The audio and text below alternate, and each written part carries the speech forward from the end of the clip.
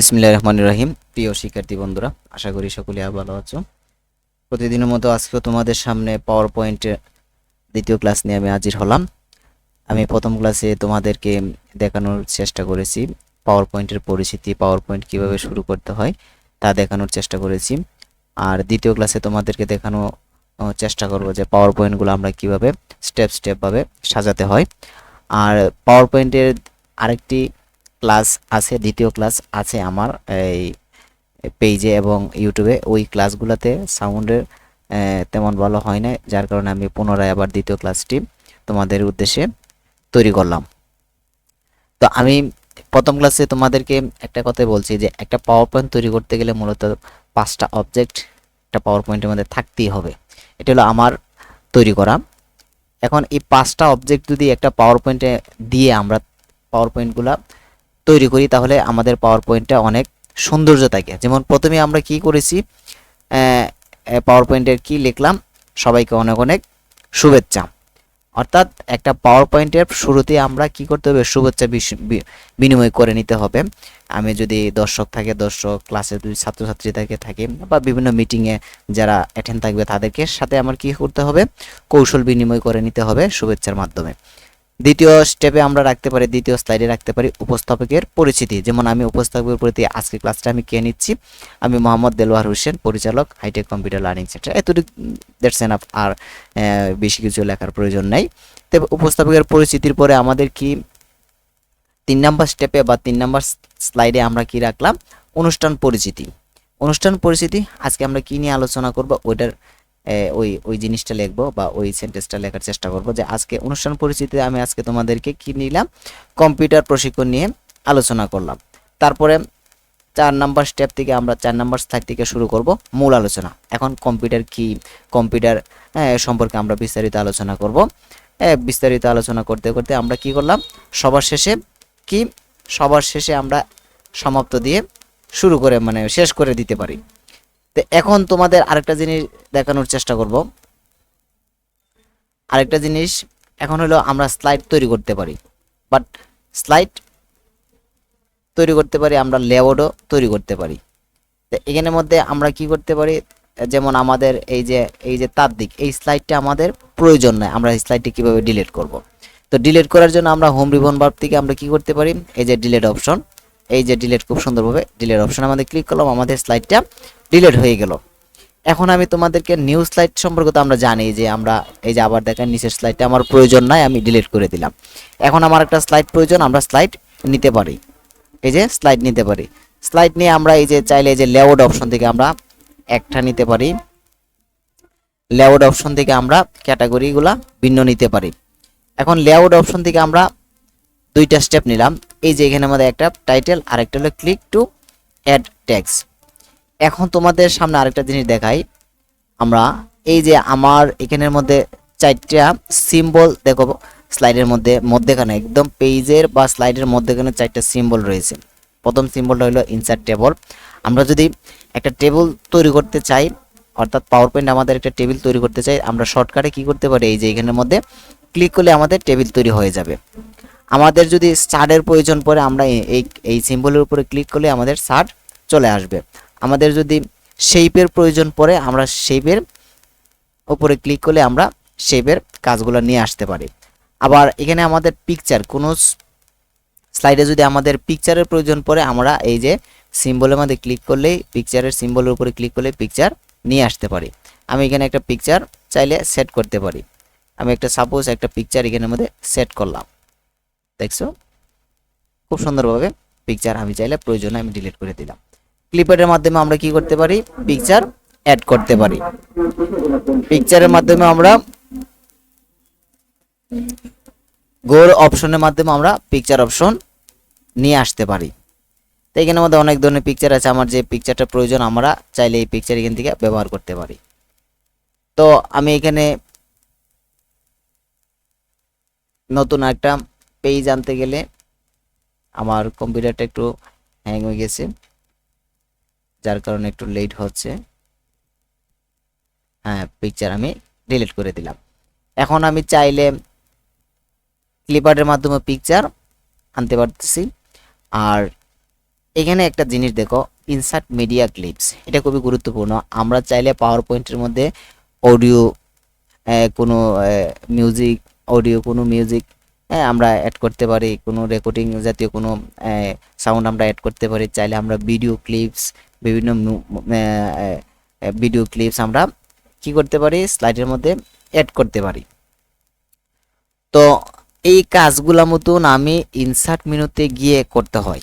যে এই যে দেখো এখানে 6টা অপশনের কাজ মতন আমাদের ইনসার্ট রিবন বারবে প্রবেশ করে আমরা clip, picture, table, picture, clip art, photo, মানে এই কাজগুলো আমরা সবগুলো করতে হয় কোন জায়গায় গিয়ে, ইনসার্ট রিবন বারবে। আমরা মূলত এখানে সংক্ষেপে কাজ করার জন্য, তাড়াতাড়ি কাজ করার জন্য আমরা এই সিম্বলগুলা পেজের স্লাইডের মধ্যে দেওয়া হয়েছে। তো আমরা এখানের মধ্যে স্লাইড কি করতে পারি, লেআউট থেকে আমরা স্লাইডের ক্যাটাগরিগুলো পরিবর্তন করতে পারি, স্লাইড আমরা ডিলিট করতে পারি। হ্যাঁ, স্লাইড ডিলিট করতে গেলে আমাদের এই যে ইনসার্ট মেনু, হোম রিবন বারবে ডিলিট অপশন থেকে আমরা ডিলিট করতে পারি। আমরা এখন আরেকটা জিনিস শিখব যেটা হলো খুবই গুরুত্বপূর্ণ। এই যে দেখো 3 এবং 4, 3 এবং 4, এই 3 এবং 4-এর মধ্যে আমরা একটা পেজ বা স্লাইড তৈরি করব। এটা খুবই গুরুত্বপূর্ণ। আমরা এটা কিভাবে করব, এখন আমি 3 এবং 4-এর মধ্যে আনতে গেলে আমার 3 নাম্বার স্লাইডের উপরে মাউস পয়েন্টার দিয়ে ক্লিক করতে হবে। তারপরে আমরা হোম রিবন বার থেকে নিউ অপশনে ক্লিক করলাম। আমার খুব সুন্দর করে কি আসলো, এই যে মধ্যখানে পেজটা তৈরি হয়ে গেল। এখন আমি চাইলে এই মধ্যে পেজের মধ্যে যে কোনো কিছু লিখতে পারি, আমার প্রয়োজন নাই মধ্যের পেজটা বা স্লাইডটা আমরা ডিলিট করে দিতে পারি। এখন আরেকটা জিনিস তোমাদেরকে দেখাবো, এটা খুবই গুরুত্বপূর্ণ। এই যে 5 নাম্বার স্লাইডটা আমার 3 এবং 4-এর মধ্যে প্রয়োজন ছিল, আমি ভুলবশত লিখে ফেলেছি 5 নাম্বারে, কিন্তু আমার এখন প্রয়োজন কি 3 এবং 4-এর মধ্যেখানে। এখন 3 এবং 4-এর মধ্যেখানে 5 নাম্বার স্লাইডটা কিভাবে নেব, এই যে আমি 5 নাম্বার স্লাইডের উপরে মাউস পয়েন্টার দিয়ে ক্লিক করলাম। ক্লিক করার পরে মাউস পয়েন্টারের ডান প্রান্তে অর্থাৎ লেফটে ওকে বাটন, আমরা ডান প্রান্তে চাপবো না, অর্থাৎ লেফটে অর্থাৎ ওকে বাটনে চাপ দিয়ে ধরে আমরা সাইডে এবং 3-এর মধ্যে নিয়ে মাউস পয়েন্টারটা রেখে দিব। এই যে দেখো আমার নিচ থেকে অর্থাৎ 5 নাম্বার থেকে স্লাইডটা কোন জায়গায় চলে আসলো, স্লাইড নাম্বারে চলে আসলো। তো এভাবে আমরা মাউস ড্র্যাগ করে কোনো স্লাইডের মুভ করতে পারি, যে কোনো স্থান পরিবর্তন করাতে পারি। তো এখন তোমরা এই যে হোম মেনু থেকে তো তোমাদের এই যে কালার অপশন দেখো, এই যে বোল্ড কালার, আমরা চাইলে এই ফন্টগুলো কালার করতে পারি। এগুলো তো তোমাদের এমএস ওয়ার্ড প্রোগ্রামে আমাদের শিখিয়েছি বা তোমরা অনেকেই পারো, তোমাদের নতুন করে আর দেখানোর প্রয়োজন নাই। এখন আমরা দেখবো হোম রিবন বার্ব থেকে, হোম রিবন বার্বের পরে আমাদের ইনসার্ট রিবন বার্ব আছে। ইনসার্ট রিবন বার্বে আমাদের এখন টেবিল বলতে কি আমাদের কোনো কাজে বা বিভিন্ন কোনো প্রয়োজনে আমাদের টেবিলের প্রয়োজন পড়তে পারে। আমরা চাইলে এই যে ইনসার্ট মেনু থেকে আমরা কি করতে পারি, টেবিল অপশন থেকে টেবিল ড্র করতে পারি। আমাদের টেবিলের প্রয়োজন হলো আমরা টেবিল ড্র করতে পারি। টেবিলে আবার স্টাইল পরিবর্তন করতে পারি। এগুলো তো তোমরা এমএস ওয়ার্ডে পারোই, আমি আর নতুন করে দেখাবো না, কারণ এমএস ওয়ার্ড কমপ্লিট করিতে আমার পাওয়ার পয়েন্টে যেতে হয়। তো আমি এই যে পিকচারও তো আমরা জানি, এখন পিকচারের জন্য আমরা কি করলাম, নিউ একটা স্লাইড নিয়ে নিলাম। এখন আমি লেআউট অপশন থেকে টাইটেল অনলি ব্যবহার করলাম যে কোনো একটা। এখন আমি একটা পিকচার সেট করব, পিকচারের জন্য পিকচার অপশনে ক্লিক করলাম। তারপরে আমরা কি করলাম, এই যে পিকচার অপশন থেকে আমরা যে কোনো একটা পিকচার সেট করে দিতে পারি। আমরা এখানের মধ্যে যে কোনো একটা পিকচার সেট করতে পারি। আমি এখানে আমার একটা স্টুডেন্টের ছবি বসিয়ে দিয়েছি। এখন আমরা চাইলে পিকচারে বিভিন্ন ডিজাইন বা ধরন, বিভিন্ন স্টাইল, এগুলো তো তোমরা অবশ্যই অনেকে পারো, তোমরা চাইলে ডিজাইনগুলো পাল্টাতে পারো। এখানে শেপ থেকে তোমরা চাইলে বিভিন্ন শেপের ভিতরে পিকচারটা প্রবেশ করাতে পারো।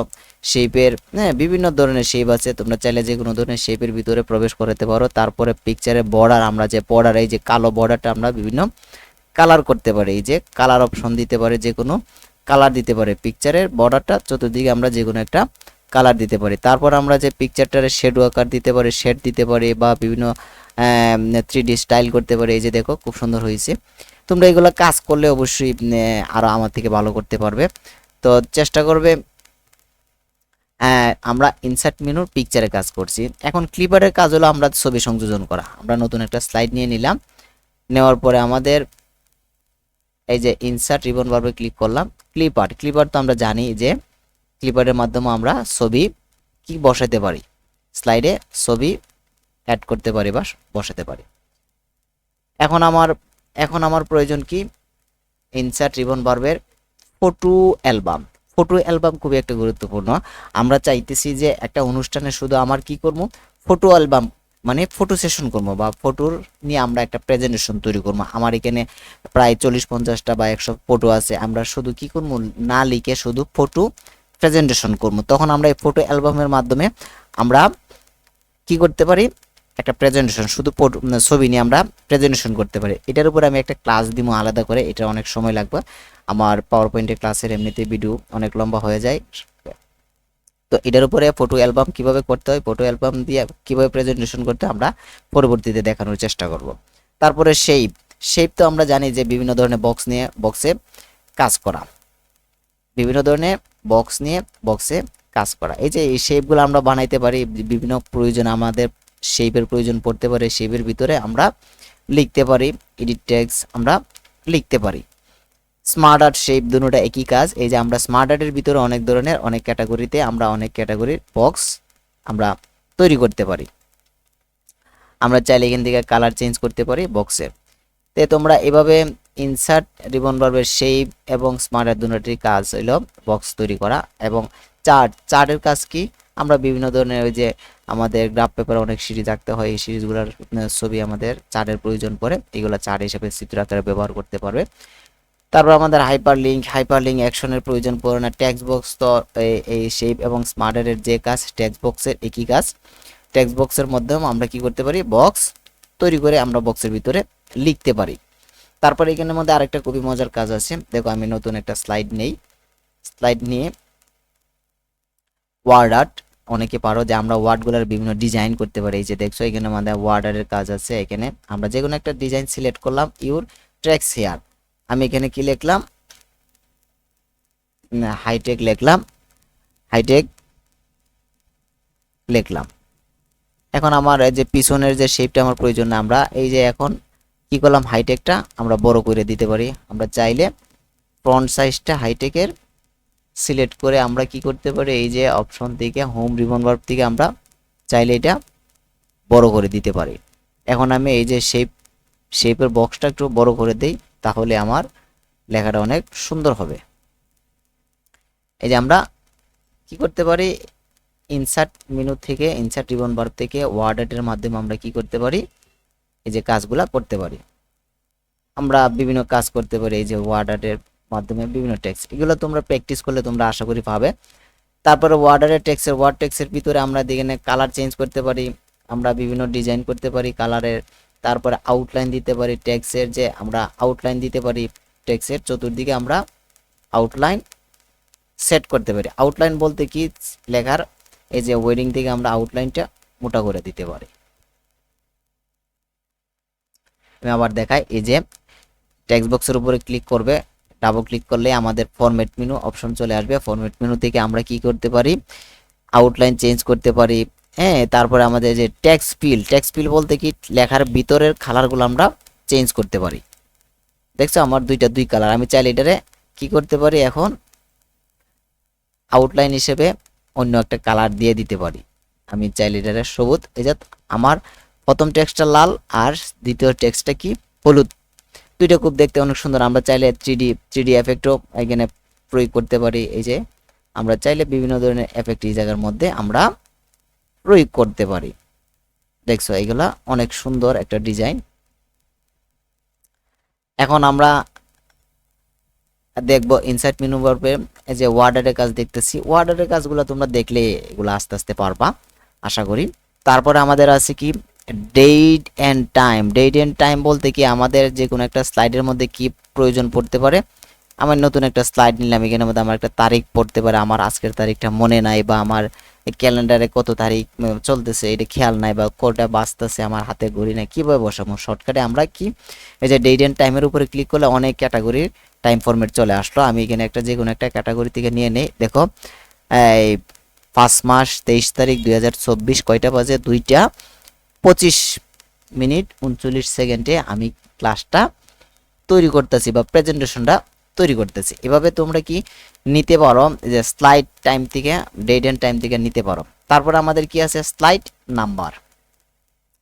অর্থাৎ এই স্লাইডটা কত নাম্বার, স্লাইড নাম্বার বলতে কি ওই যে আমাদের দেখো এইদিকে স্লাইডের বাম দিক দিয়ে আমাদের নাম্বার সিরিয়াল মিটিং এ নাম্বার দিতেছে আমার টোটাল কয়টা স্লাইড। এই স্লাইডগুলো আমরা কি পেজের মধ্যে বসাতে পারি যে আমার কত নাম্বার স্লাইড চলতেছে। এই স্লাইডগুলোর মতন প্রেজেন্টেশন করলে দেখা যাবে না এই স্লাইডের নাম্বারগুলা।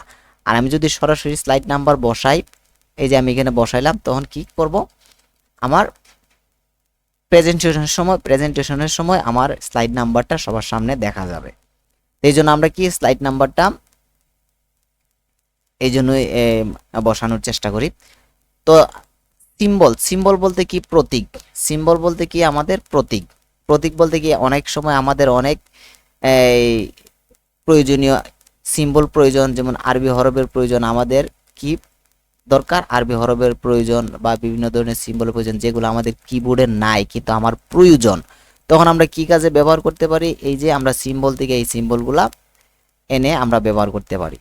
আমরা এই সিম্বল অপশন থেকে চাইলে আমরা অনেক সময় কি করতে পারি, যেমন এটা অ্যাটাচ করা লেখাটা ফ্রন্টটা দেখছো, এই লেখাটার মতন কিবোর্ডের মধ্যে নাই, আমি সিম্বলের মধ্যে বসাতে পারছি। এই জন্য ডাবল এস একটা ফ্রন্ট আছে, এস এস সংযোগ করা, আমরা ইনসাইড ক্লিক করলাম, এই যে দেখো এস এস দুটোটা ওয়ার্ড একসাথে সংযোগ করা আছে। এগুলো তুমি চাইলে সংযোগ করতে পারবে না একমাত্র সিম্বলের মধ্যে। সিম্বলের আরেকটা ব্যবহার আছে, অনেকে আমরা কি করতে পারি না, বাংলাতে সংযুক্ত বর্ণ লিখতে পারি না, তো সিম্বল বক্সে গেলে আমাদের অনেক সময় বাংলা সংযুক্ত বর্ণগুলো সিম্বল বক্সে থাকে, তখন আমরা এখান থেকে নিয়ে ব্যবহার করতে পারি।